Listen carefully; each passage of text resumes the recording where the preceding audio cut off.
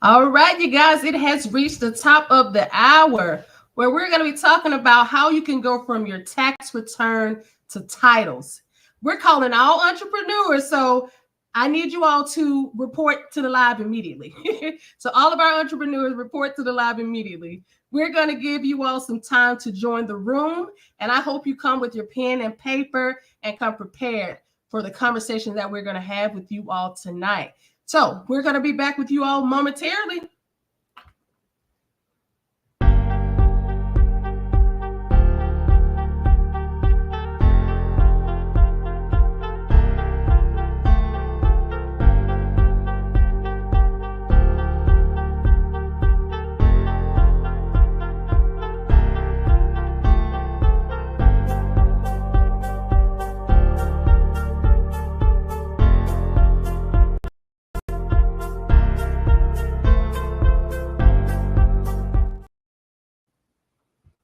We are back. Well, I hope that gave enough time for some people to join us.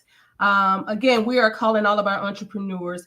We are catering this conversation to our entrepreneurs tonight, where we're talking about how you can go from your tax return to titles. We're going to discuss the conversations that need to be had, whether you're talking with your tax professional, your credit specialist, or your mortgage lender. So there are insights that we're going to provide you to make sure that you're maximizing your income on your tax return while also making sure that you're reducing your deductions on your tax returns as much as possible.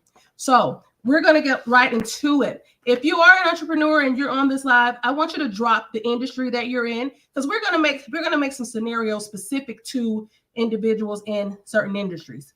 So we're going to go on to the next slide, and I'm going to introduce you to ourselves. I am your host, one of your hosts. I'm Deannia Johnson. I'm the owner of Johnson Expert Credit and Tax Services, where we specialize in solving financial problems, whether that's helping you buy a home, fix your credit, get funding. We are here to help you with any financial strategy. Alongside me, I have my co-host, and I will allow her to introduce herself to you.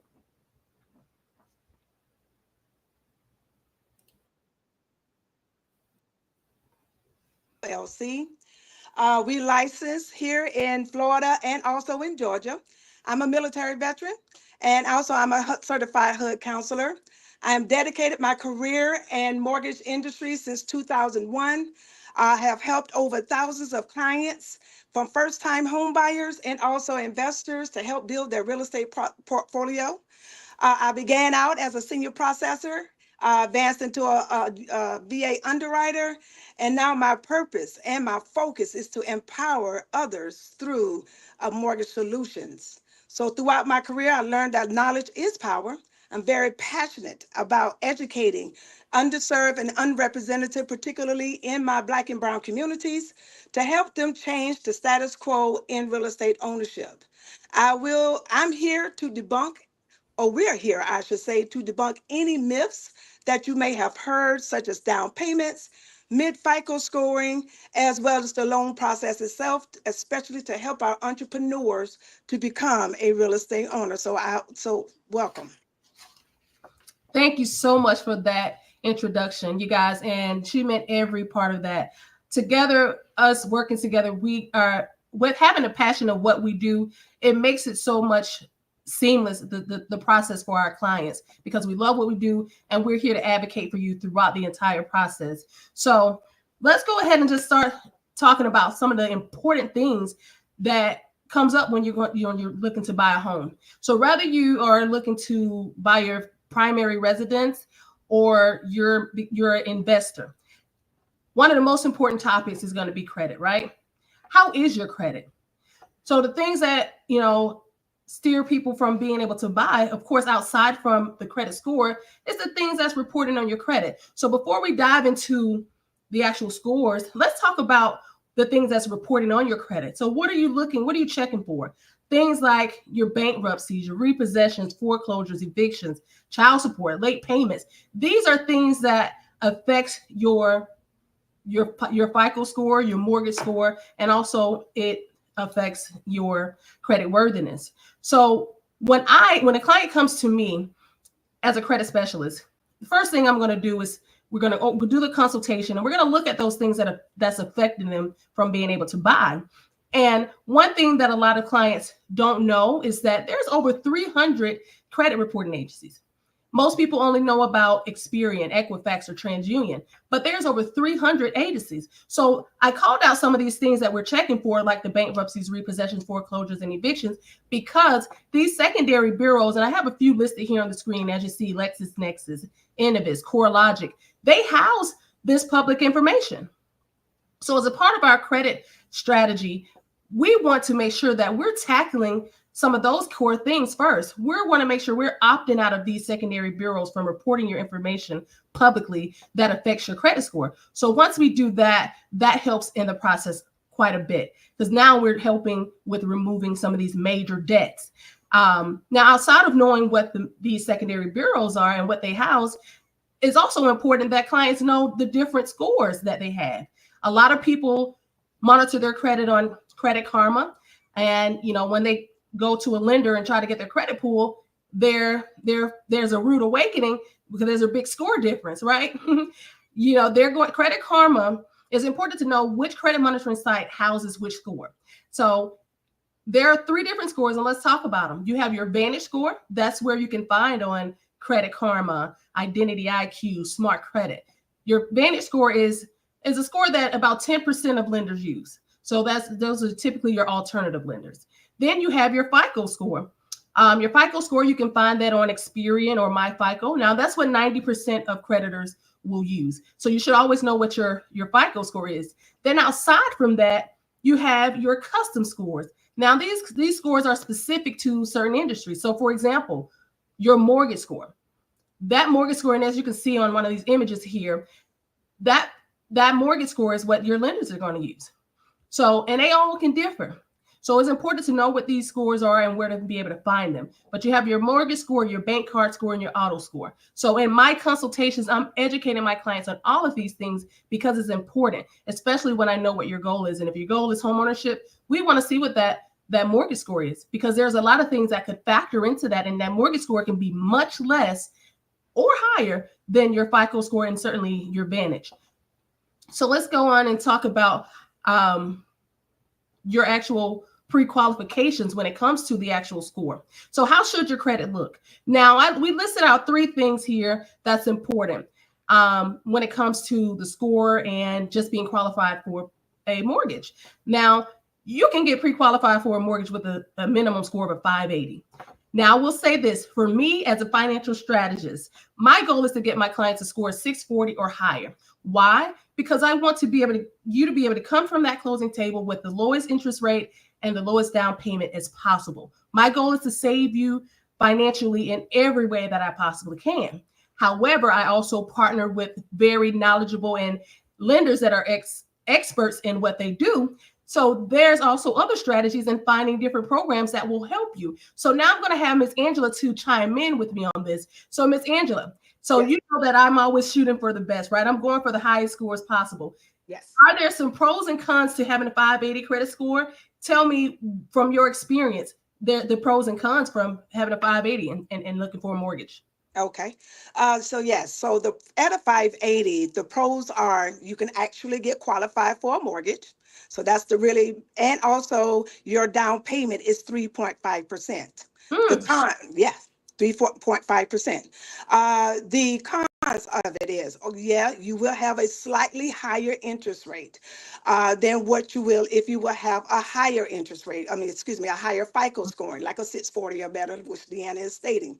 However, with that, as I tell my clients, if depending on their situation, some clients, they may have to, need to move right then, and they do have that 580 FICO scoring, you should marry the loan and date the rate. Mm-hmm. What do I mean by that is that, okay, yeah, we're going to get you into that mortgage with that higher interest rate. Come back in 1 year, Now, Deanna, she's able to assist you as far as cleaning up your credit, getting it up to that 640 or better.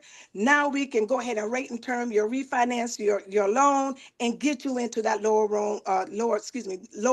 loan, and now you're able to have or be beneficial as far as saving interest and things of that nature for the future lifetime of your loan. Perfect. So y'all heard it. She said that you can still have an interest rate of 3.5 with a 580 credit score. So that is awesome, you guys. No You down know, payment, down payment, not interest rate, down payment. I'm Lord Jesus. I don't want to That say, that well, would I be want now that that would be 3.5%. amazing, y'all. That was I did not mean that, but no.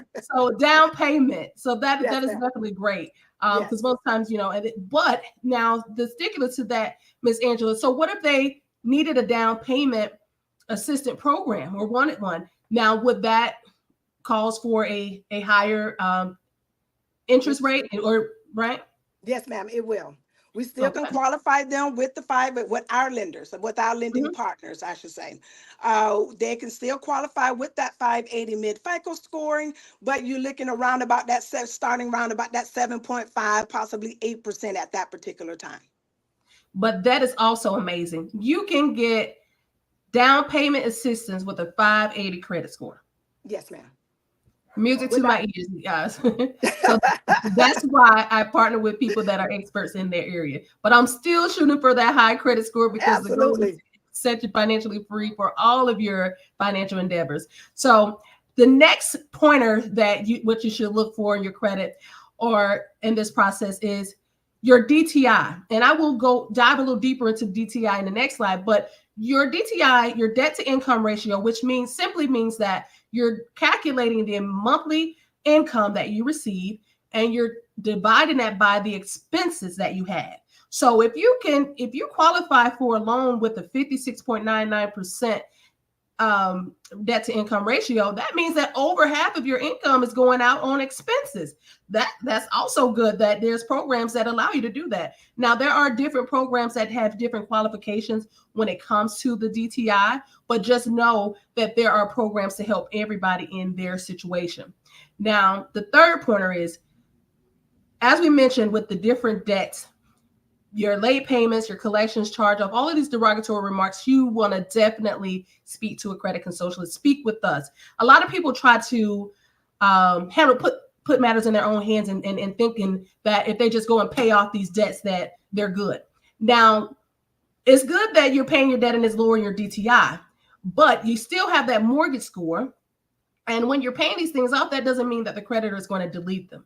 Come with us, we're going to help delete those things, removing that negative history. We don't want nobody to know about your past, bad decisions. So paying things off is not going to be ideal. Come in to speak with us so that we can dispute them, get them removed, and removing that negative history along with the debt is what we're here to do.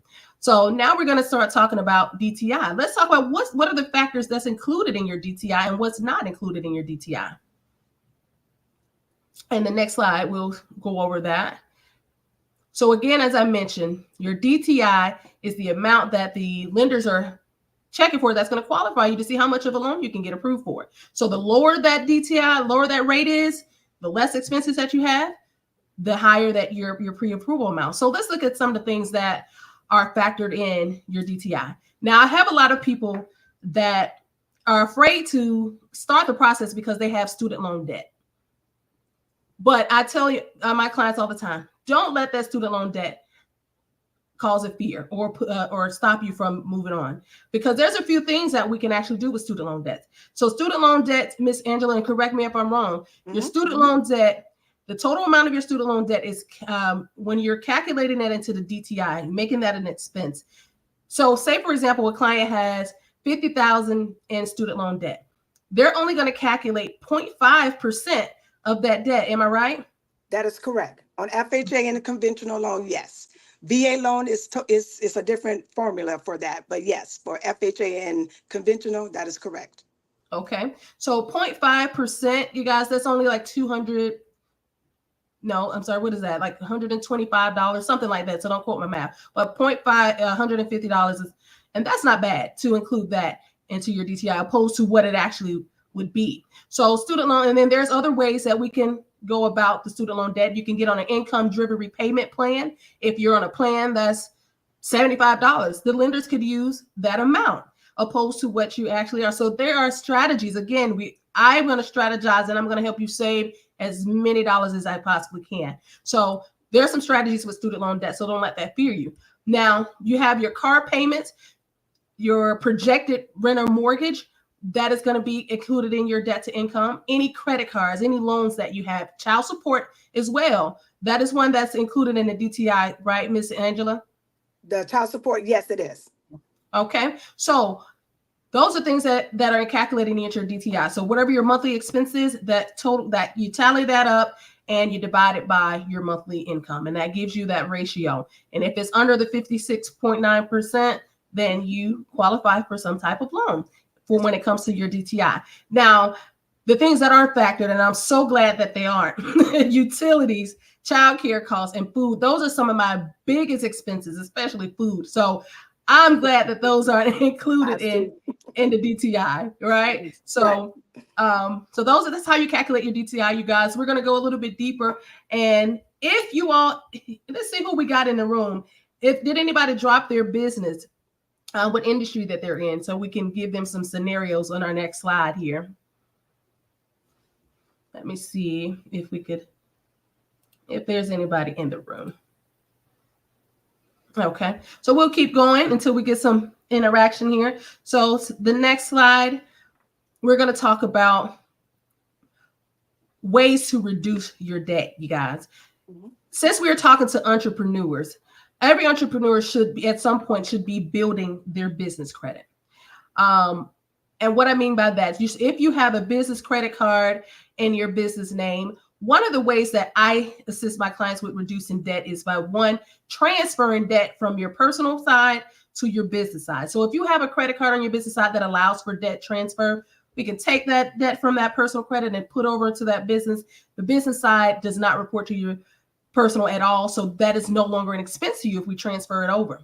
There's other ways that you could just pay down your credit card balances, focusing on different types of debt. You can focus on the debts that have a higher interest, or you can focus on the debts that have a smaller amount and pay them off first and in order. Also, you can consolidate. Once you work with me and we increase that credit score, we can consolidate or refinance to get a lower interest rate, which will ultimately reduce your monthly payment. And of course, avoiding new debt. We're not going to open up any loans, especially in this process, or any other different types of credit. And one thing that I always like to use is leveraging authorized user trade lines. That's one of the fastest ways to build a stronger credit profile, because you're putting lines of credit on your credit cards on your profile that has high limits, never been late, and has a lower utilization. That's going to strengthen that profile by adding a new account and also help you in the areas that you lack. So we'll go on to the next slide and we'll talk more about this. And let's see, is anyone dropping any comments? I can't see them here. All right. So now we're going to get into get further into detail about what the lenders are looking for. So now that we've talked about the different ways to check your credit, what you're looking for, which strategies to utilize when you have certain debts, when it comes to credit, and the things ways that we can help you lowering your debt. Now we're going to talk about when you actually get with the lender, after you've done with us and we send you to the lender, what are they looking for? So Miss Angela, I'm going to allow you to go ahead and take on in this section here. Okay. All right. Thank you.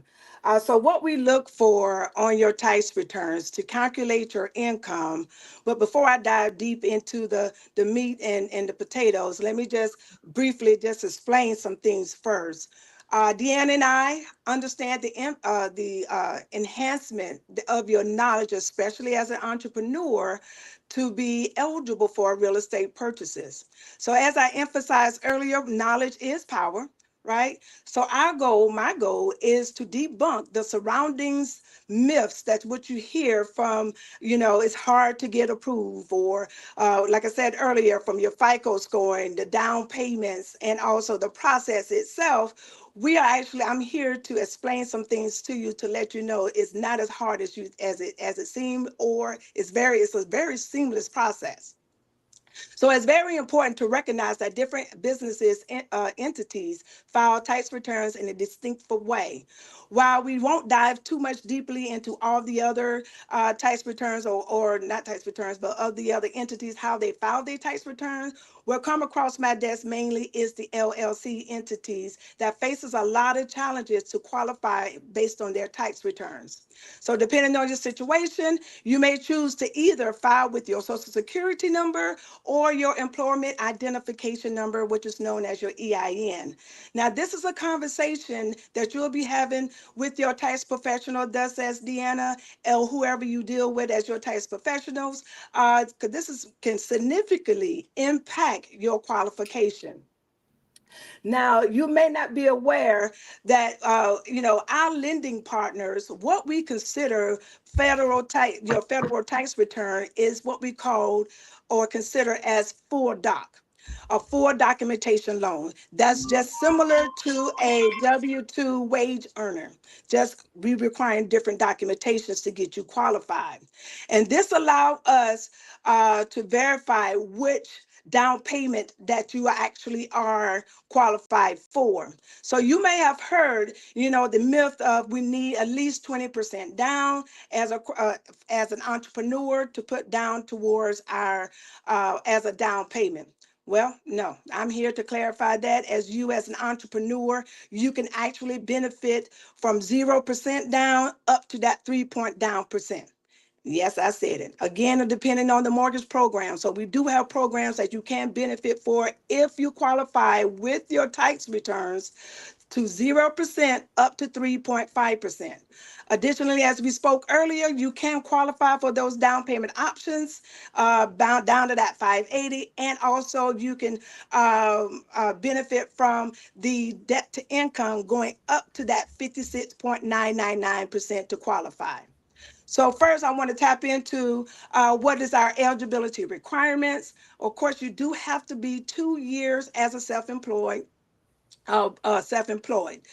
To meet these requirements, you must file your tax returns with our friendly IRS, or Internal Revenue Service, known as the IRS, for the past 2 years. We will check that. We will check that based on what they will do. Our lending partners, they will request your tax transcript, and then they're going to compare it with your actual tax returns that you provided.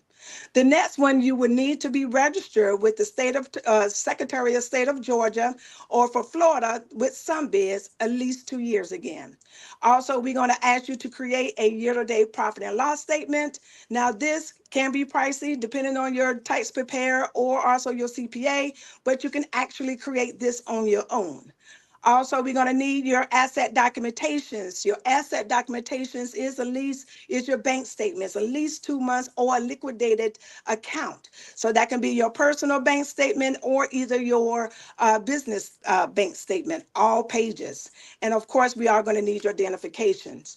Now, once we do receive that information, what my team will do, they will send that information or your file to our actual pre-underwriting team. So we have underwriters that will pre-qualify your file based on your information and what you provided.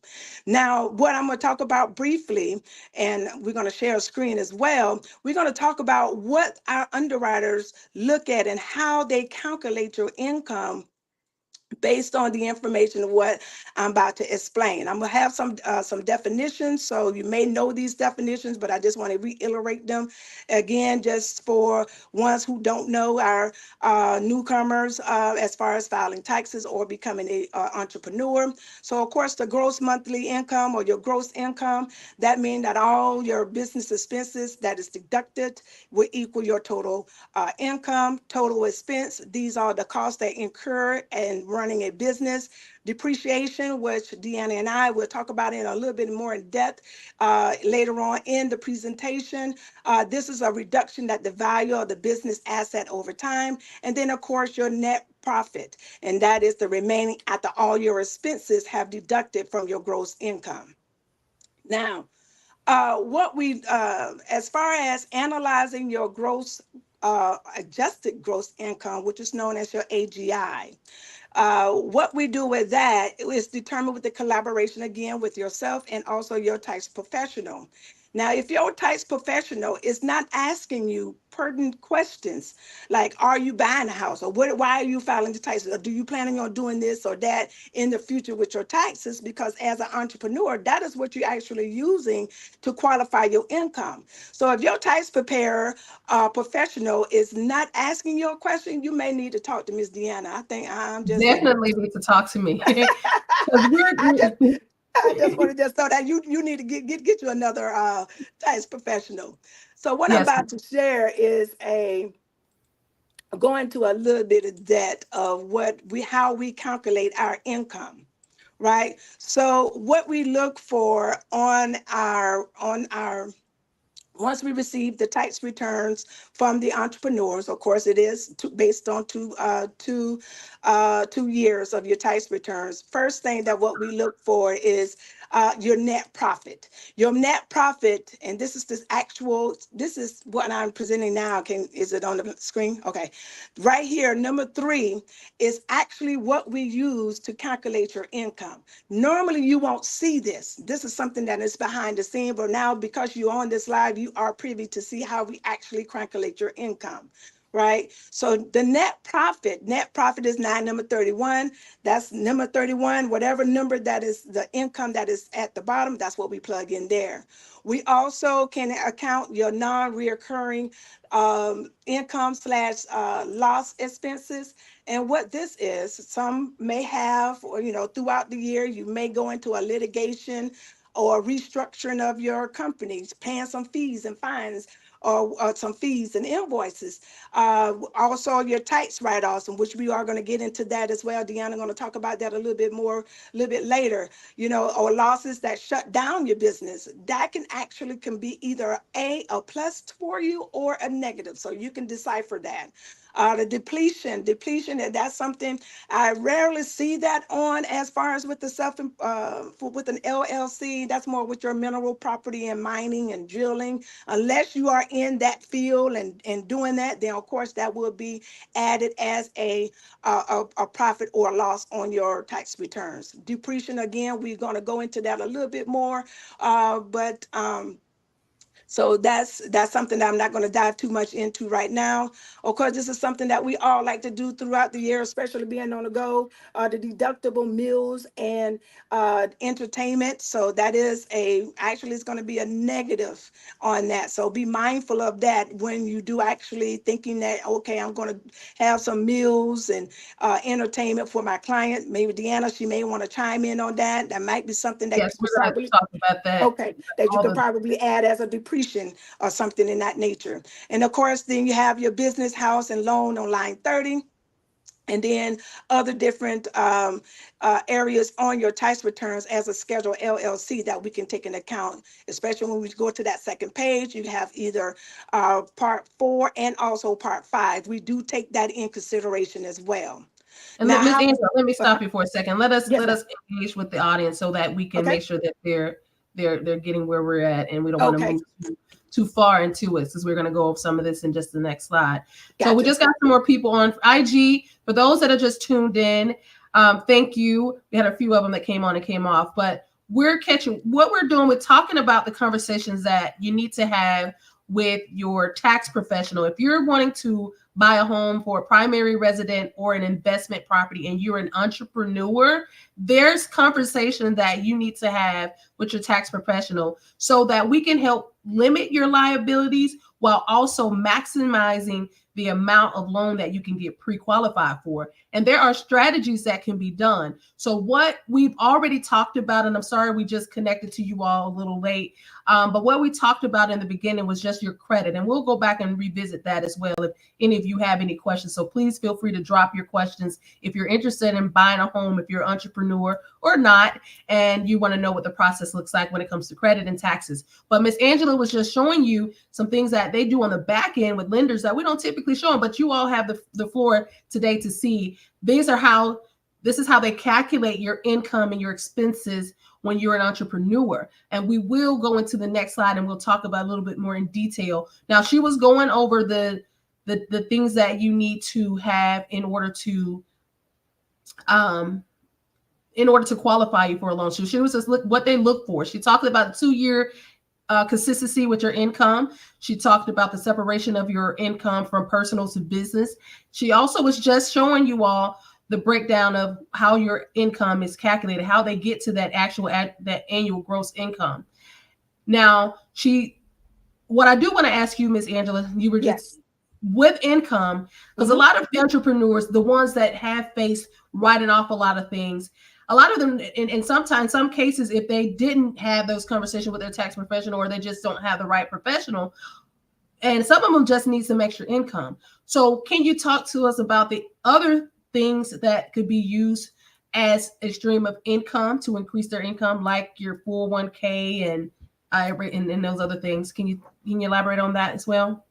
Yes, so they can actually use their W-2. If they're a W-2 employee, we can utilize their W-2 and also their tax returns. But there is a loophole in that. You do have to be working for as a W-2 wage earner for 2 years in order to calculate your income, to utilize that income with your self-employed income. You can Okay. also utilize if you receive commission. You can use commission on your tax returns. We can utilize that income as well, that as income as well. Um, that's a couple of things that I can just think of on the top of my head. 401k, IRAs, Yeah, stocks. yes. Well, annuities, we can actually utilize that, but we Oh, have to show, wow. mhm, we have to show, they have to file their taxes with that though. So we just can't say, oh, I got an annuity, but they have to claim it on their taxes in order for us to utilize that. So that is something that we can use as well as far as with income. Okay, that's great to know. That's actually Mhm. new to my ears. With the insurance, I sell annuities all the time, so using that as an income strategy, that's awesome. Okay, so you can go ahead and proceed with. You were talking about the supporting documents. I think that's where you left off at, Okay. So we're not going to go into the calculation showing them how to do it. We just wanted to show them because what it's it. on the next slide. We weren't. Oh, We were. okay, gotcha. Okay. So yes, so your supporting documentations are what we are needing. Very simple is of course your tax returns last 2 years, all pages, including your properties, Schedule C, your profit and loss. We also going to need two months of your asset documentations, which is your either your business or your personal. And also we're going to need again the profit and loss. We're going to need that, and that's something that you can either create or your tax professional or your CPA can correct that, create that for you, as well as identification. Of course, that's something that your driver license or your ID. So once we do receive that information, now we're able to go ahead and process your loan for you at that time. Okay. And now, as far as the your amendments, I get this question a lot, as far as asking, can, Angela, I filed my taxes already. Can I do an amendment? And my answer is yes, you can do an amendment. However, how my lending partners look at that, they may require a letter of explanation on why you amended your tax returns. It's possibly. So what they're looking for, they want to know. This is when they get a little bit nosy, or I would call it. They of course they're looking at it as being a risk assessment. So they want to know if you filed in 2022. I'm just going to use the last 2 years for example. So if you use 2022, you had a loss on 2022, and then now you have increased in income over $100,000. that's a risk assessment. They're going to look at that like, okay, something ain't right. Why did you increase it? Or why you have more money? What happened? And not saying that some businesses in their first year, they do take a loss. That second year, Mhm. everything pick up, you know what I'm saying? So it's just depending on the situation. Make sure your ducks in order and referencing to that. So they just looking for income stability as well. Also, what they look for when they ask, when they see an amendment, they see like potential manipulation. They trying to think that you are trying to Mhm. manipulate the system, right? This Mhm. to try to get into a house. So they want to know if in fact you can afford the house that you're trying to purchase. And then also as well, they look at the business viability, which understands that, with the income increase, what I just spoke about, why you have a loss in 2022, now you have a huge increase in 2023. They want to know that. So those are some of the risk factors that can happen when you file an amendment. So it's just best to do things up front right then and there and take care of everything up front to make sure that, when it does, if it does come back or when you're ready to file your taxes, all your ducks in order, and this here would not be a concern of you. Yes. So again, that's why it's important that they have these conversations with the tax professionals with us Exactly. up front. If you plan on having a major purchase, it's conversations we need to have. So when we're talking about amendments, because we don't want you to have a red flag, and then that prolongs your home buying process because you want to now you wrote off everything in 1 year, then you want to come back and amend it. So the strategy that I use for my clients, and which we'll go over in detail in the next slide, and we'll show you all from her calculations as well. One of the strategies that we use. So if I know that you're wanting to buy, I have a really in-depth conversation. That conversation will be, so what are you trying to buy? Where are you trying to move to? What type of, how many bedrooms and homes, what are you looking for? Just get the specifics of what they're looking for and where, what state they're in. So I'll even, if I'll call one of my realtor partners or just do the research really quickly and see what does a home like that on average cost. So we'll pull up our mortgage calculator, reach out to one of my lending partners, Ms. Angela, and we'll say, okay, so client is looking for a house this much. This is how much income you need. So I know at that point, if this person has earned 100,000 for the year and they have 75,000 in expenses, then that's where I'm going to strategize. I'm going to say, okay, what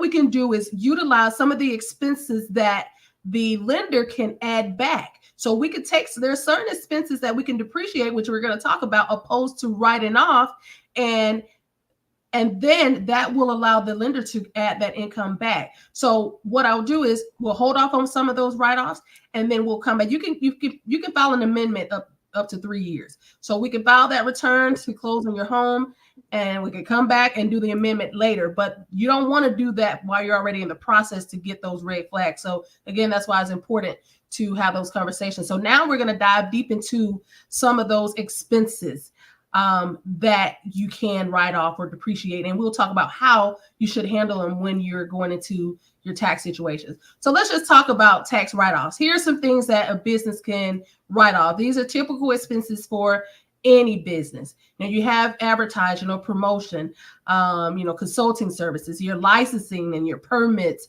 education. Let's talk about home office. Nowadays, it's very common for most business owners to work from home. What we're doing, we're working from home right now. We're live. So what am I using? I'm using my utilities, my 2-monitor computer that we've purchased, my desk. Those are things that are included in, your home office expenses, your cell phone. And home office is actually one of the major expenses that includes a bulk of things that the lenders could actually add back into your income. Mhm. But typical write-offs is the straight up cost of an expense that you're going to write off. So for your advertising, your promotion, your mileage, or your auto expenses, one or the other, you can't use both, you can write off the full amount for that. But that amount is going to be deducted from your gross income. So you're just going to reduce that full amount by those expenses. But again, we want to strategize and we want to know the difference of when it's important to actually do a write-off opposed to depreciating. And let's talk about depreciation into the next slide. So what is depreciation? Let's look at it a little closer. Depreciation is the process of where you're going to allocate the cost of an asset, which you can see some of the assets listed here. So real estate, so your property, your vehicles, furniture, appliances. So the cost of an asset where you're allocating that cost over its useful life. Now, every asset has a lifespan that differs. So as a tax strategist, we know what the time span is. So for example, a vehicle, that lifespan is typically 5 years. So we'll take that cost and we'll spread it out or allocate it over that 5 years. So that allows you to depreciate it. So it just reflects the gradual reduction of the value and the cost. So when you and most time when I talk to clients and we talk about depreciation, they say only thing that reminds them of depreciation is when they drive the vehicle off the lot. Every time they hear the word Right. depreciation, like, Me well, too. Me too. right, and me too. When I first started, that's all I thought. But hey, but so this is a strategy that we use and opposed to just writing off the full straight up cost initially when I know that we have to allot for a certain amount of income to get you that dream home or that investment property that you need. So I'm going to give you all a scenario here before Miss Angela actually pulls up the calculator again and give you all the breakdown. So let's just say we have a individual. I don't have anyone that commented. I still got some people on IG Live. Thank you all for joining us. And if you have any questions, please feel free to ask them. But so I'll just give a scenario of an entrepreneur. Say we're going to have an entrepreneur that is a financial consultant, right? And they're making $100,000 per year, just for easy math. So they make $100,000 a year. I'm going to just give you a list of expenses that this business has. And you can go ahead and pull up that calculator if you want to, Miss Angela. So okay. This business owner, as a financial consultant, this business owner travels to events to engage in, expanding her knowledge. So going to different events, so traveling.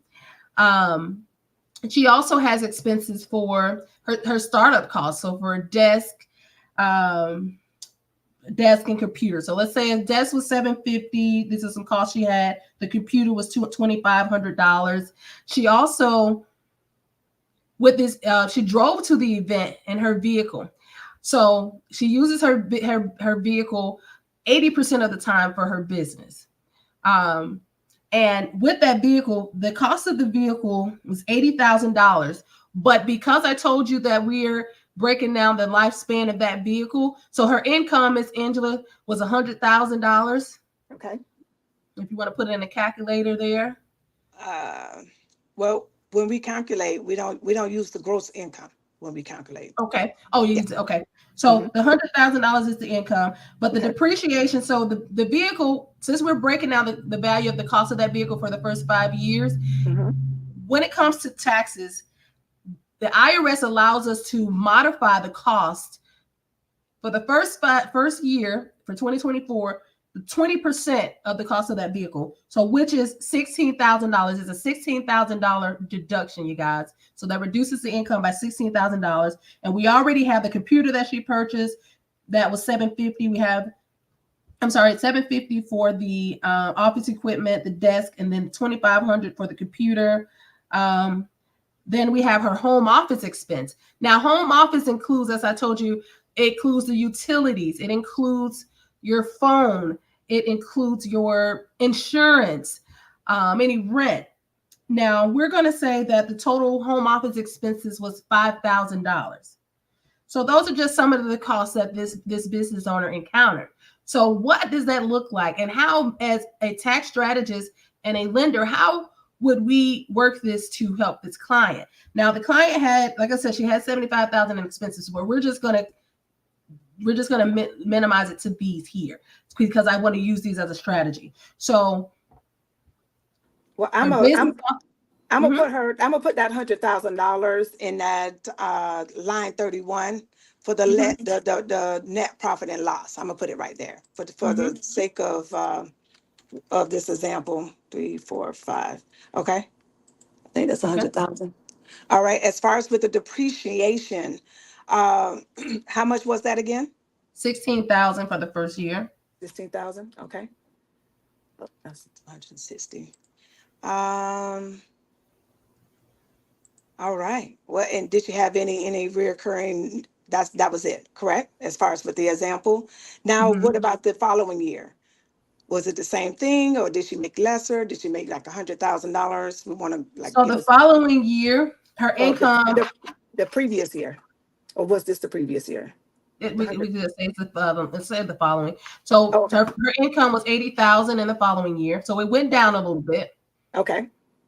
and her expenses reduced. So in the second year, that depreciation value went up by the IRS chart here. We're going to use 32% of Mhm. the value of that vehicle. So that is $25,600. Okay. Did she use?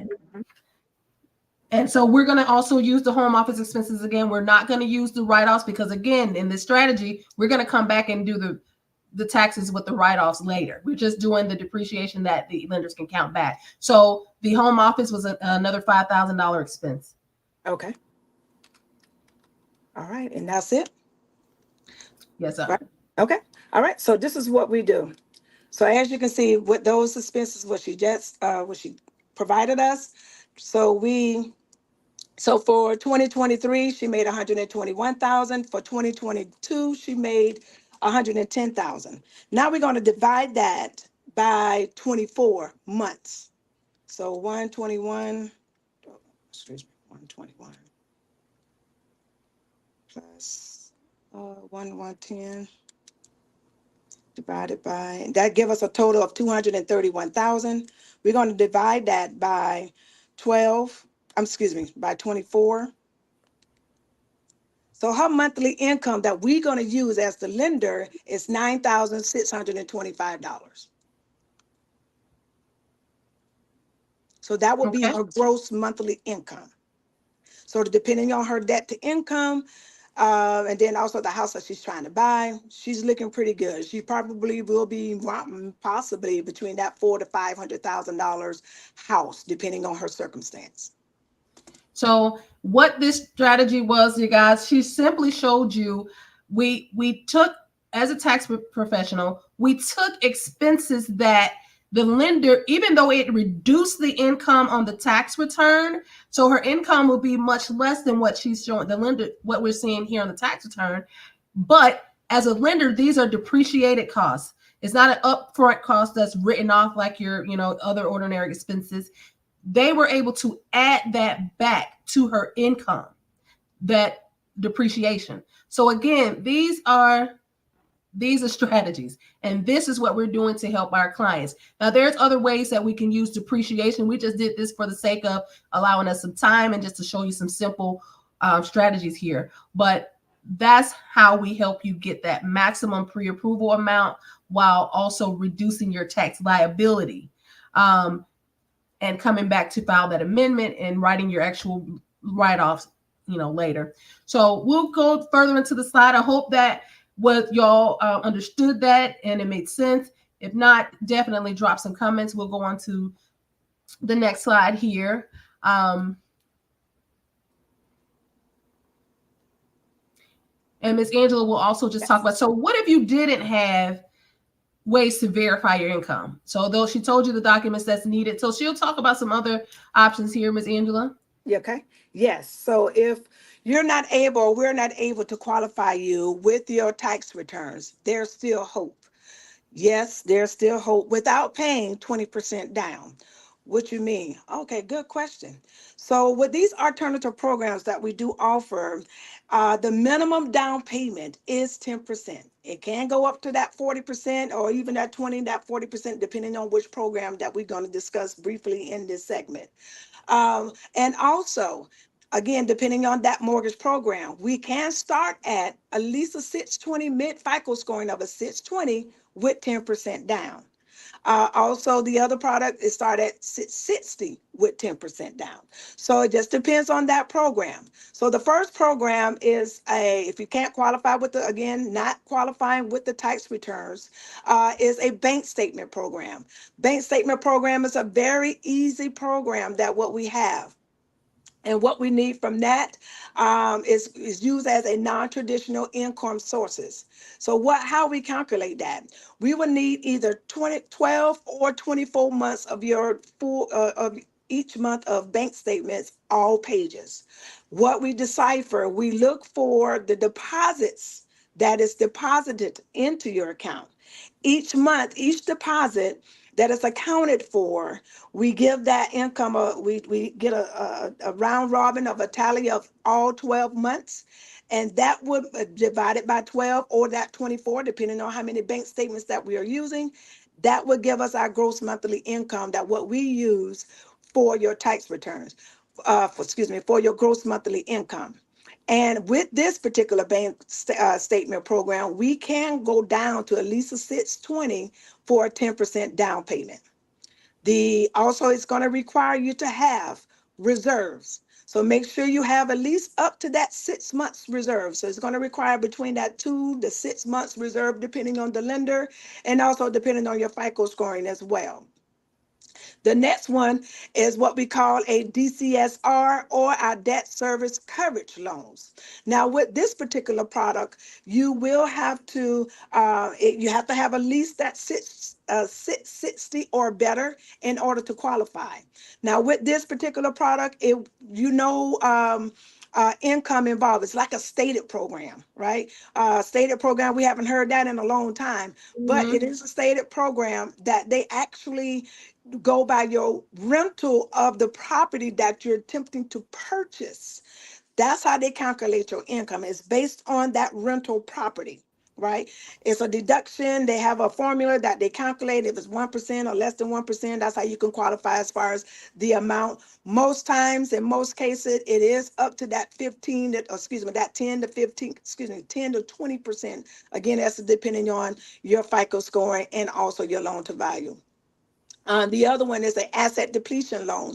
Asset depletion loan is normally used when for like people who have been retired, or if you have a large investments account or a retirement account, or you have a large savings account. What we do, how we calculate that income, again, we take a percentage of that. So just say, for instance, you have a $300,000 in your savings account. We're going to divide that by 60 months. So that 60 months, that's going to give you $5,000 a month of gross monthly income that we are able to utilize for your qualification to get into a home. And then the final one is a hard money loan investor, or hard money loan. Your hard money loan, that's most times those are private investors or people who have a lot of money and they want to loan out on their loan. Now, those are more for if you are investors or you're looking, or even not really, you got bad credit, because they don't look at your FICO scoring. They actually look at the collateral that you will be purchasing. So it will base it on your collateral. You do have some investors maybe that take a glance or do a soft pull on your FICO scoring just to see how high of a risk factor you are. You will go now, as far as with interest rate can go up to that. Some with our hard money lenders can go up to that 13%, but it's a very, very easy process in order to get qualified for that. They will require more money down, but you can get into a home with a hard money investor. Thank you so much for all of that information. I hope you all picked up what you put down, because she just dropped a lot of information. Now, because we are talking to entrepreneurs, again, we can help you get funding. Johnson Expert Credit and Tax Service can help you get funding with your business. So these percentages that you're needing to put down for these different programs, we can assist you with getting funding on your business side. So that shouldn't be an issue. All entrepreneurs should be establishing or building some sort of business credit at some point in their business. And especially if you're an investor, we can assist you with that and help you with that down payment. So we want to finalize what we talked about here tonight. We gave you strategies when it came to your credit. We talked about the different things that you should look for on your credit, or the different ways to handle things on your credit. We talked about the different credit bureaus. So there's over 300 secondary bureaus that houses public information. So your evictions, your repossessions, bankruptcy, child support. As a credit specialist, our goal is to help you with getting those things removed to lower your debt to income when it comes to getting a mortgage. Also, we talked to you about the different scores. It is important when you're going to the home through the homeowner process that you know what your FICO score is. You actually know what your mortgage score is, and you know the difference between those two scores as well as your Vantage scores. So you have three sets of scores. We also talked about that. We talked about what lenders are looking for when you're buying a home. So those the 2 years of consistent income, also the other sources of incomes that you can use. You can use your annuity. You can use your 401k as income. You can use your IRAs. If you are employed and you work as well as an entrepreneur and you have 2 years of consistent income, you can use your employment as well. So we're going to find different strategies to help make sure you maximize your pre-approval amount while also making sure that your tax return, it mimics what it needs to. So we also went into detail about write-offs versus depreciation. What needs to be held off when we're writing off things, and when to not write off opposed to when to depreciate. So we shared a lot of valuable information, and we will drop this video. So for those that caught us at the tail end, but we didn't see any questions, but we will drop the link to our form in the comments so that you all could fill that out if you're interested in buying a home as your primary resident, or either if you're an investor. And if you need credit assistance or funding, Johnson Expert Credit and Tax Service is a one-stop shop, literally, where we're helping you with all financial situations, you guys. So the link is also here on the screen, and it's also in the comments of each social media platform. On the screen also, you see where we're offering, if you complete this form that we posted, this will give you a discount on your tax services. So if you have to file back taxes, a lot of people, I talk to people all the time, they're scared because they hadn't filed their taxes in a while. We will assist you with your back taxes, and we will give you a discount off of filing for the past 3 years. The lenders only need the last 2, but we can help you file in your back taxes and your current taxes, and help you with these strategies and having these conversations that's necessary when you are trying to buy a home. We got a discount for credit, and also for for credit as well, and your tax services. Again, I have a team of individuals that are passionate about what we do, and it is important to me that I work with individuals that treat my clients the same way that I do, so they still feel like they're at home. Miss Angela and I are a great team. We have a few clients that's in the arsenal now that's already pre-approved, ready to be under contract, and we have a great partnership. But Miss Angela, do you have any words that you want to leave them with today? Yes, don't be afraid. Don't be scared to tell your story. Don't be embarrassed. That's one of the ones. Mm-hmm. One thing I do hear from my clients, I'm just so embarrassed, because of my credit and because of this. Please do not be embarrassed. Do not be ashamed. I do have some say that they don't know where to start. We can help you with all that. So if you having issues with your credit, try not to do it on your own. Talk to us first. It's a possibility that you may be already qualified. Contact Miss Deanna or myself. We can assist you with that. As far as what documentation is what I need, can I still get qualified? Give us a call and just ask those questions to either one of us, and we'll be happy to open that floor and give you the right education and the right tools that you need to get you into the home. Our goal is to change the status quo for this is my goal as well, and I'm hoping that this is hers in our Mm-hmm. Black and Brown community. We have to Mm-hmm. change that status quo. We're at the bottom of the tadpole. So I'm praying that this information that we're providing to you, please use it. Absolutely. Well, you guys, that wraps up our session for tonight, taking you from your tax return to those titles.